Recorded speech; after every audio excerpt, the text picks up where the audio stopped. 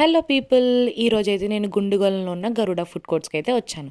చాలామంది బాగుంది బాగుంది అని చెప్పడంతో ఎలా ఉందో చూద్దామని వచ్చాను. లోపలంతా క్యాజువల్గా ఉన్న, బయట అయితే అంబియన్స్ బాగుంది బాయ్స్. మీకు పిక్స్ తీసుకోవడానికి బాతులు ఉన్నాయి, ఇంకా కూర్చోడానికి డెకరేట్ చేసిన చైర్స్ అవన్నీ ఉన్నాయి. అంబియన్స్ అయితే బాగుంది, యూ కెన్ కమ్. లోపల కోర్ట్ లోపల అంబియన్స్ చాలా నార్మల్గా ఉంది గాయస్. దగ్గరికి వెళ్దామని అనుకున్నాను, బట్ ఫుడ్ అనేసరికి ఏ యానిమల్ అయినా అగ్రెసివ్ అయిపోతుందని చెప్పింది.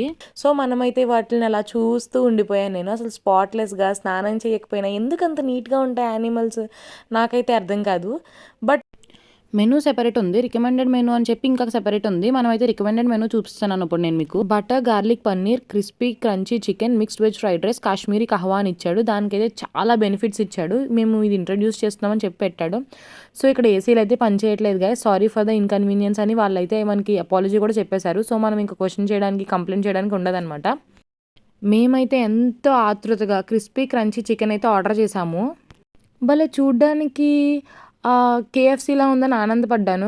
కానీ గైస్ లిటరల్లీ చెప్పాలంటే అసలు టేస్ట్ ఏం బాలేదు.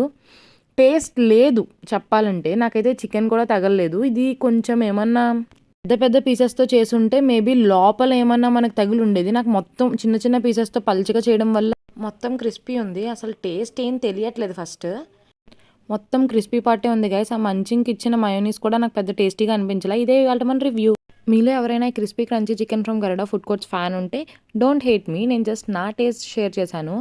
బాయ్. ఇదే ఈరోజు మన వ్లాగ్ గాయ్. ఇంకా ఇలాంటి వ్లాగ్స్ కోసం ఎక్స్ప్లోర్ చేయడానికి, ఫుడ్ రివ్యూస్ తెలుసుకోవడానికి ఫాలో కొట్టేసేయండి మన అకౌంట్కి. Bye, see you tomorrow.